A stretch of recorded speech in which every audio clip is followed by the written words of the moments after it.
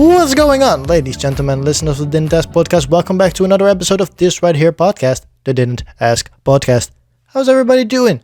Hope you had a good weekend. I certainly did. It was a very nice weekend. I went to the movies on Saturday. I went to see Babylon, and oh my god, what a mindfuck movie that is. It's a roller coaster of a movie that, like, I wrote a review on my blog, and I honestly don't really know if I could recommend this movie. I am a big fan of La La Land, and this Babylon is from the same creator, and it was apparently supposed to star Emma Stone even, but she sadly couldn't do it. In hindsight, being 2020, I think it's luckily that she couldn't do it, because I think that Margot Robbie fits the part that she's playing very well, and I don't think Emma Stone would have had the same... I don't know. I don't think she would have had the same feeling in that role. Like she would have filled the part way differently. And I feel like the role that Margot Robbie is playing is very similar to what Margot Robbie actually did in real life. So I think that is also a very fun thing to think about. So I honestly, I appreciate the movie so far. I might need to go see it again. I'll probably just wait till it gets on like DVD or something. But like, I don't know. It is such a weird movie. That's what I just can say. It's a very long movie at that, because I was chatting a lot of shit about Avatar, The Way of Water, for being like 3 hours, somewhat minutes long, and I was like, why the fuck does a movie need to be that long? Like Avatar, the Avenger movies, I'm just like, they are on the edge for me, where it's just like, okay, I can understand why the movies are so long. Should they be so long? I don't think so. But I understand why, because we have so many fucking characters, so many fucking storylines that we need to wrap up and all that stuff. So I can kind of understand why it's super long. But fuck me. This movie was also 3 hours and 8 minutes long. And I was just like, oh my god. Like, nearing the end, where we're like 2 hours, somewhat minutes in, I was just like, oh my god, my feet were starting to hurt. So I apologize. I took my shoes off, but there was nobody in the fucking theater. Nobody fucking noticed. And yeah, like, it is such a weird movie. And it's very much a Damien Chazelle movie, where it's just like, what you think about happily ever after doesn't happen in these movies. And that is what I appreciated about La La Land, where it's just like, it's a story about two lovers that were with each other but weren't meant for each other, but were meant for each other in that part of their life, and had to basically go through each other to get to the next point in their life and in their careers. And that's what I really fucking loved about it, where it's just like, we are used to like the classic Disney movie where it's just like, fucking Sleeping Beauty got kissed by a prince and now they live happily ever after, and fucking Beauty and the Beast, where Belle gets basically held hostage by the Beast, and then eventually it's just like, oh, Beast, I love you, and then they live happily ever after. And it's just like, no, this movie has consequences, where like, hey, they have some certain differences that they will not get over. And it's like, hey, they both have their goals in life, and therefore they are not meant for each other. And I fucking love that. And some parts of that you see in this movie as well. Things that also carry over is like the music, where the music is done by John Hurwitz, who also did the music from La La Land. So there are very similar sounding songs in it. And that very much what I appreciated, where it's just like, oh, these songs basically sound the same. Like, they were basically the same. So again, I really appreciated my time with Babylon. I don't necessarily know if I would say I enjoyed it per se, but like, I think it is a very cool and interesting movie, and a very interesting look at Hollywood and what Hollywood has become and how the production works of it. And I think that that's very interesting to see. So if you're interested in that, might need to take a look at Babylon. It's in movie theaters now, and it will be on streaming services soon, I'm assuming, because it bombed very badly. So I think it will be in the streaming services very soon, probably Paramount Plus or something like that. But we shall see. Then on Sunday, I watched UFC, because it was a big UFC where we had Glover Teixeira take on Jamal Hill for the vacant light heavyweight title. Glover Teixeira, of course, going back for that title that he lost a couple of months ago to Jiří Procházka in a very fucking crazy fight where basically Glover was beating the shit out of Jiri Prohaska for 5 rounds, and then in the last 10 seconds he tapped out, which sucked so badly. But he didn't give up. He came back for his title in this fight. We also had Davison Figueiredo versus Brandon Moreno for the undisputed light heavyweight, the undisputed strawweight title. Jesus Christ, I am so confused with all these fucking title names. I think it was a strawweight title. Correct me if I'm wrong. I thought it was that. And man, this was the first time, I believe, in UFC history that we did a quadrilogy. So 4 fights with the same people in there. And that's fucking crazy to think, because yeah, the first time it was a draw. Then the second time Brandon Moreno won. The third time Davison Figueiredo won. And now they got into there the fourth time to once and for all decide who is the best amongst them. And it was Brandon Moreno. And I put my money on Brandon Moreno before the fight, because I was just like, well, he is our nerd boy. Even though Figueiredo is also a nerd, he calls himself the God of War, Deus de Guerrera. And he has like the God of War, like the actual Kratos paint on his hair. So he is a nerd as well. But Brandon Moreno, he is like the fucking leader of the fucking nerds. I love the picture of him with his Legend of Zelda t-shirt while there's like a bag of Legos in front of him, and behind him there's a wall of Funko Pops. That's my favorite fucking picture. And there's also like when he became champion the first time, there was this meme basically going around saying like, this is your UFC strawweight champion, and it was so fucking funny because it's just him looking like an absolute fucking dork in front of his fucking Funko Pops, and I fucking love that shit. So good for him. I'm very excited for him. He really showed that, yeah, he has improved so much, and he was in some precarious positions, but still got out of them somehow, and like triangle holds and fucking ankle locks and fucking headlocks and shit. Like, he got out of all of them and then hit a very nice punch, but like he basically like swung and then knuckled him right in the fucking eye, and the eye closed up, so the doctors had to come in and was like, hey, we cannot let this go any longer. So yeah, congratulations to Brandon Moreno. Congratulations to Jamal Hill for winning the light heavyweight title for the first time. Congratulations to Glover Teixeira for a amazing career. Again, winning the title at 42, I believe he was, that is a fucking big deal. So congratulations on an amazing career, and go enjoy your retirement, because that's very important. And with Glover Teixeira, first off, not winning the title, but then also retiring, opens the division up so much, because of course John Jones, he moved up. But there were very much rumors about Alex Pereira, who just became the middleweight champion by beating Israel Adesanya a couple of months ago, that he was going to move up.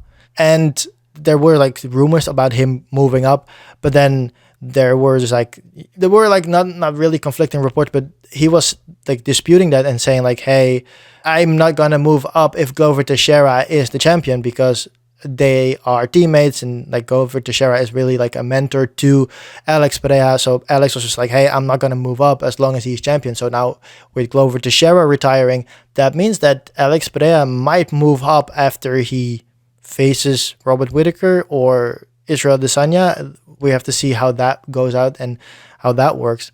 But yeah, he might move up and fight Jamal Hill. And at first, like, we always think about like, oh, is this gonna work when he moves up and stuff like that, because we saw Izzy move up and Izzy had no fucking chance in that division, because Izzy came in at legitimately 195, I believe, which is like 10 pounds underweight when he weighed in, which means that he fought Jan Blachowicz, I believe. So when Jan Blachowicz weighed in at 205, the weight limit, then he would balloon up to, I don't know, let's say 215, maybe 220 even. That means that Israel is legitimately 25 pounds down, if not more, maybe even 30 pounds down. Like, that is fucking ridiculous, right? So at first we were like, Alex Pereira, but like Alex Pereira is cutting a whole bunch of fucking weight, and you could see that in the training footage, because they of course they always show like the locker room shots and stuff like that, and you saw Glover Teixeira and Alex Pereira standing next to each other and like doing training. And legitimately, if I would have fucking told you that Alex Pereira was a heavyweight, you probably would have believed it. Like, that man towers over Glover Teixeira, and that is fucking crazy to think that, again, Glover Teixeira is a light heavyweight and Alex Pereira isn't, actually. So that is fucking crazy to me that Alex Pereira is so big and so tall and that he makes the weight down seemingly relatively well, because I don't think he has ever missed weight in the weight class. So that is fucking crazy for me to think. But this is not a podcast where I talk to you about Babylon or about the UFC.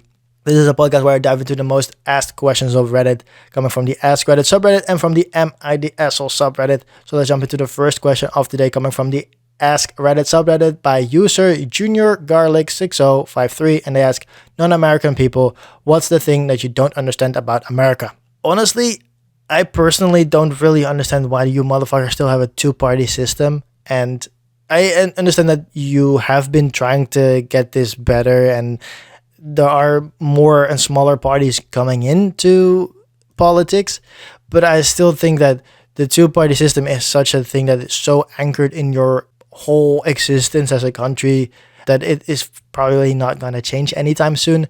But yeah, like, it's a weird thing for me to be like, oh yeah, that makes sense, a two-party system, right? It doesn't make any sense, a two-party system. Like, why the fuck would you have a two-party system? Because everything, it causes polarization, right?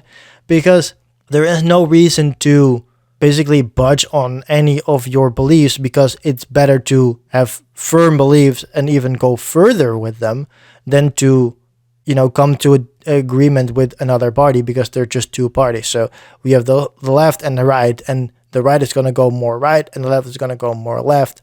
And if you believe in the horseshoe policy, then yeah, they will probably meet somewhere in the middle. But I think that our politics, and then this is going to sound like, oh, the Netherlands are better. But like, while it's not perfect, and I'm not saying that, I think that we have more choice, and that does help tremendously with just like, hey, I can pick something that is right leaning, I can pick something that's left leaning, I can pick something that's in the middle.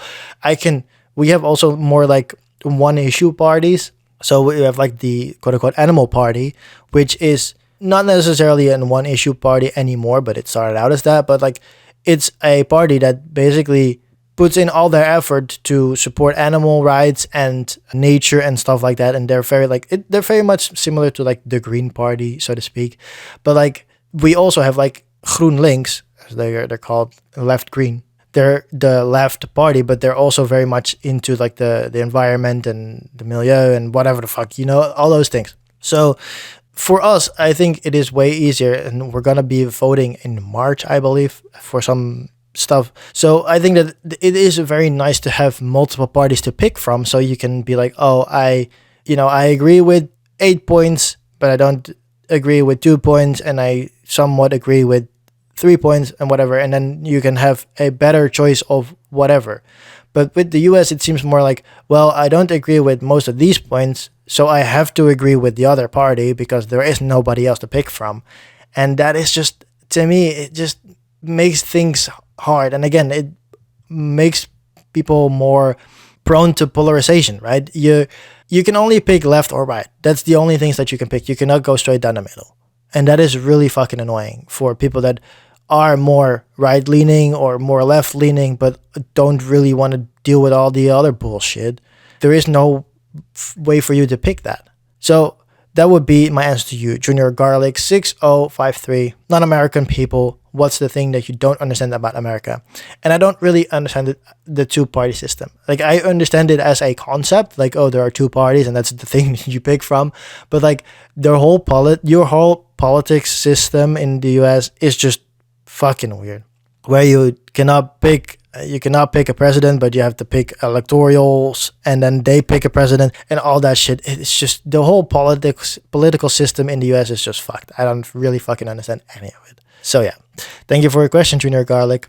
Moving on to the second question of today, coming from user Memory, and they ask, if being naked was the norm, what would be the worst job? Though the worst job, I would say it's something in construction, or maybe like a chef or something like that. If you had to be naked, Because if you're working construction, you'll be naked. You're gonna be, first off, you're gonna be nasty as fuck. There's gonna be concrete and shit everywhere. You're definitely not protected. Dick's gonna be flopping and maybe getting hit by fucking stones and rocks and shit. That's fucking fucked. But then on the other hand, you also have like jobs like like being a chef, especially being like a cook in a goddamn McDonald's where there is fucking hot oil flying fucking everywhere. Then you're just like flipping burgers in the nude, and then you're just getting fucking hit with goddamn grease. What the fuck, bro? You're gonna be burned up to a fucking crisp, and that's not gonna be good. I'm also thinking about other jobs. Like there must be like jobs like, I don't know, maybe fisherman or something like that, where it's just like you're in the middle of fucking sea, it's fucking cold as shit, and you're just naked with these fish around you. Like I'm not a big fan of fish to begin with, so that's a really thing that's just like, oh, I don't want to deal with that to begin with. But yeah, that would probably be also an answer. I'm going through the comments real quick, and I'm seeing this comment from Ung K, and they said being a tailor would be kind of dumb. And that's just a thing, is like, yeah. But yeah, because you wouldn't need a tailor to begin with, yeah. So all the tailoring jobs and stuff like that would just be totally fucking useless. That one. But then somebody reacts to that. Aaron 252016 says, on the other note, being a hairstylist or body hairstylist would take off. And that would be definitely true. Like I know a bunch of good barbers that did all the fucking figures in my hair when I was a kid. And if they could do that chest hair and arm hair, that would be fucking lit as fuck. So I think that would be a very cool thing. So going back to the question asked by user Memory, if being naked was the norm, what would be the worst job? Again, I would say something in construction, maybe again a cook in like a fast food restaurant where it's just like there is a whole bunch of grease. There's just health hazards to begin with, but like it's health and safety by both of these. It's fucking either you're gonna get fucking crushed by goddamn spikes and shit, and you're gonna be poked, and there's gonna be concrete all over you, or you're gonna be slipping and sliding over grease that's gonna be flopping up from burgers that you're flipping. So yeah, I don't think that there are any good fucking jobs to begin with. Thank you for your question. Moving on to the third question of the day, coming from user glittering-ask-7298, and they ask, man of Reddit, what would you do if you found out your homie was gay? And it's just like, what fucking year are we living in? Like, we're living in the year 2023. We don't live in the year 1975, bro. Like, if my homie came out as gay, I would be like, sure, okay, like, okay. That's legitimately my thought. Like, I'm not gonna be reacting to my boys differently. Maybe I would interact with them differently because I'm a horny motherfucker. And if you've listened to this podcast, you probably would have known that. And I sent a whole bunch of pictures of hot women to my friends in the group chat. So it's one of those things where it's just like, oh, I might stop that or maybe slow it down. But on the other hand, I also show them a whole bunch of fucking pictures of my WWE card game that they don't really fucking care about either. So I think I will probably just keep going. I think that, yeah, honestly, I would not react any differently to my friends to be like, okay, so you're gay? That is the thing that you've been hiding for a while? And I would say that I have a pretty good gaydar, so I probably would have known already, you know what I mean? I'm that guy, I probably would have fucking known. But no, I honestly, in all honesty, I would be like, okay, you're gay, that's fine. It doesn't change anything for me. It doesn't change our relationship unless they are in love with me. Then we don't need to talk about that. But honestly, for me, nothing much changes. We're living in 2023, bro. Like, dude, come on. We're just friends. We don't have to do anything else. So, going back to the question asked by user glittering-ask-7298, man of Reddit, what would you do if you found out your homie is gay? How can I be homosexual? My bitch is gay. How can I be homosexual? My homie is gay. I would honestly do nothing. Like, it's one of those things where it's normal now, right? What the fuck you want me to answer? That I'm gonna beat him up or something? Like, no, I'm not gonna do that. He's my friend. We've been friends for years, and him being gay doesn't change anything about that. Thank you for your question. Moving on to the fourth question of the day, coming from the user Stomped Your House With. And they ask, if prostitution was legal, how would a huge McDonald's-style corporation ruin sex? So, prostitution is legal in the Netherlands, but we don't really have any like McDonald's-style prostitution here because of our government. Because they are very keen on health and safety, and they check on these prostitutes constantly. So there is no real mass consumerism in prostitution. But if the rules were lawless and these people got to do whatever the fuck they wanted to do, I would imagine it would be very similar to the fucking Czech glory hole. And I'm not going to say that I watched these videos, because I did not. I absolutely did not watch these videos. But I would imagine it would be something like that. So there would be like women, because, women are always the subject of this shit. There would just be women in different positions, and then you would pay a fee, and then you can just do all the positions that you want, and then you can get the fuck out. You know what I mean? It's like there's a girl bent over a bench, there's a girl legs up, there's a girl face down, I don't know. There's all these things, and you just run in, do your business, and then you run out. That's probably what it would look like. That's the only thing that I'm thinking about. So, going back to the question asked by user, Stomp Your House with, if prostitution was legal, how would a huge McDonald's-style corporation ruin sex? I would say, again, prostitution here in the Netherlands is legal, but we have very many rules and regulations to make sure that both the people that visit them are safe, but mostly the prostitutes themselves are safe, and everything is clean and healthy, and everything needs to be checked.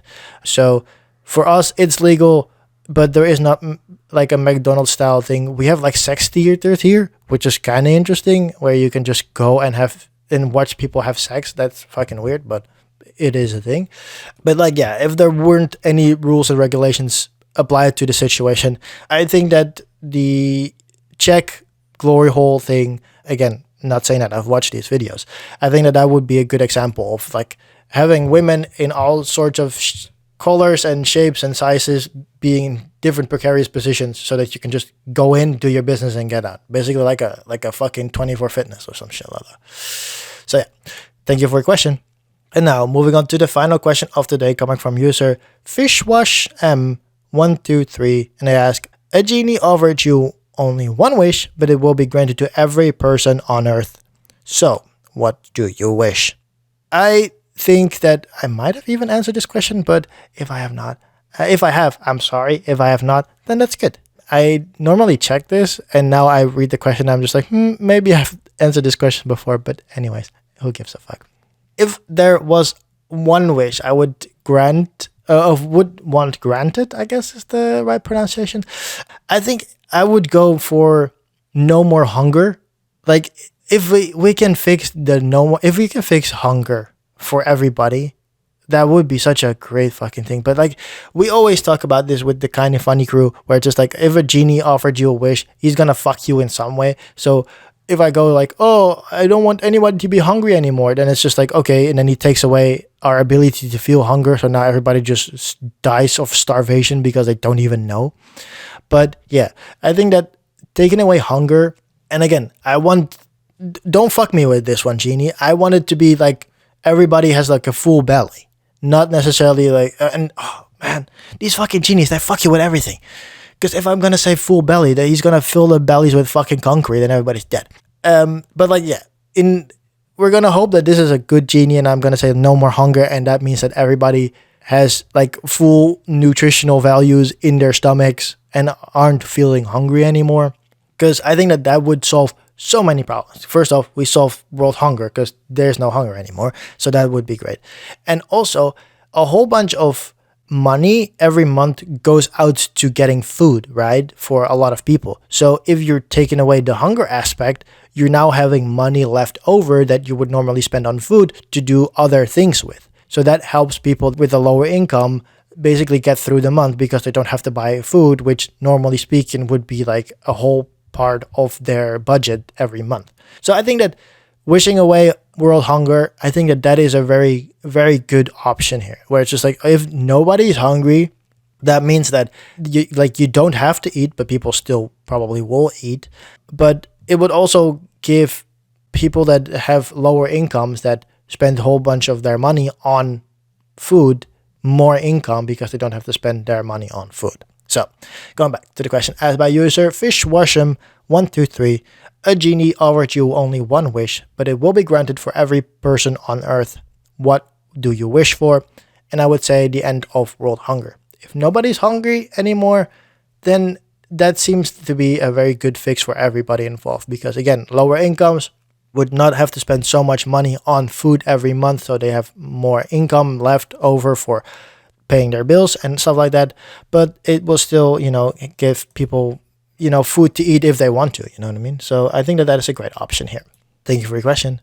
And now moving on to the final question of today, coming from the Am I the Asshole subreddit, asked by user Throw546. What a fucking name. It's clearly throwaway account, but okay. Am I the asshole for giving my mother-in-law a copy of her own house key when she asked to get a copy of mine? My hubby and I recently bought a new home together. His mom started pestering us for a copy of the house key in case of emergency. I told her about the rule we have and that it is only residents that can have a copy of the key. So she kept complaining and even got the family involved. Last week, she demanded a copy of the key sent to her. I decided to grab a copy of the key of her house that my husband was keeping for years and sent it to her with a note saying, only residents get a copy, so this copy is from the home you reside in. She was beyond livid about it. She told the family and I was called names. Now, hubby is complaining about how I escalated and made a mistake by upsetting her further instead of just sticking to no. Am I the asshole? I would say, are you the asshole? No, not necessarily. I can understand where your husband is coming from. Also, fuck the hubby thing. I can understand where the husband is coming from, where it's just like, yeah, you could have just said no and maybe even repeated the fucking, only residents get to keep a key or whatever.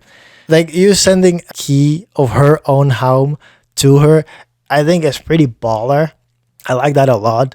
But yeah, it doesn't help the situation in any way, shape, or form. So I think that it is a small mistake on your side. But overall, I don't think you're the asshole. You have a rule, and she started fucking complaining and bitching and complaining about it, and even got family involved, and that is a bitch move. That is the bitch move in my opinion. Like, if you do that, then you're crossing the line where it's just like, okay, this is an issue between us two. Now you're getting other people involved for no real reason. So that is not nice. So going to your question, am I the asshole for giving my mother-in-law a copy of her own house key when she asked to get a copy of mine? No, I would say you're not the asshole. Could have you figured this shit out differently? Definitely. But no, I wouldn't say you're the asshole. I think that this whole situation is a bit weird because, yeah, you have said no. Doing this is a bit harsh, but again, you have said no in the beginning, so you're definitely not the asshole in my eyes. Thank you for your question, though. And that is going to do it for the Didn't Ask podcast for this week. I hope you had a good time. And if you did, please leave a rating on Spotify and Apple Podcast, because both places give you the ability to leave a podcast rating, because that will help the podcast out tremendously. You can find this podcast on all your favorite podcast services like Pocket Cast, like Podcast Addict, or Apple Podcast, Amazon Podcast, you name it. It's fucking there. If it's not, please let me know. And you can do that by going to anchor.fm. Over here, you can find an overview of all the podcasts this podcast is available on. If your favorite podcast platform is not on there, please let me know by going to the message button at the top of the page and then sending a message saying where this podcast isn't available on. You can also use that message button to ask me a personal question that I can then play on this right here podcast, so you can have your question answered live on air. If you don't want your voice to be heard on this right here show, I'm totally fine with that. Just say it somewhere in your message and I'll just read your question out myself, so you can still get an answer to your question but stay anonymous in the same time. I will be back next week, and in the meantime, in between time, you can go to track.tv to see what I'm watching. That link will be in the show description, as well as the previous mentioned link. Over here, you can see an overview of all the TV shows and movies that I'm watching. Again, I mentioned it at the beginning of this podcast. I watched Babylon. You can see that on there. I'm watching Velma, the HBO Max show. It's very interesting. I'm a big Scooby-Doo guy. Like, I wouldn't say a big fan. I'm a big appreciator of Scooby-Doo. Like, I watched the Scooby-Doo specials with the WWE and stuff. I really love the live action Scooby-Doos, and I've tried to keep up with the Scooby-Doos. I still haven't watched Scoop. I still need to do that, so I might do that, the coming week. But so I'm watching that, so that will be on there. We started The Last of Us last week, so that is fucking awesome. I'm gonna be watching that later on today. All of those will be on track.tv, so keep an eye out on that to keep up with all the shit I'm watching. And especially this year is going to be madness for movies, so again, keep an eye out on that. Well, that's going to do it for me for this week. I hope you had a good time. Thanks for listening, and goodbye.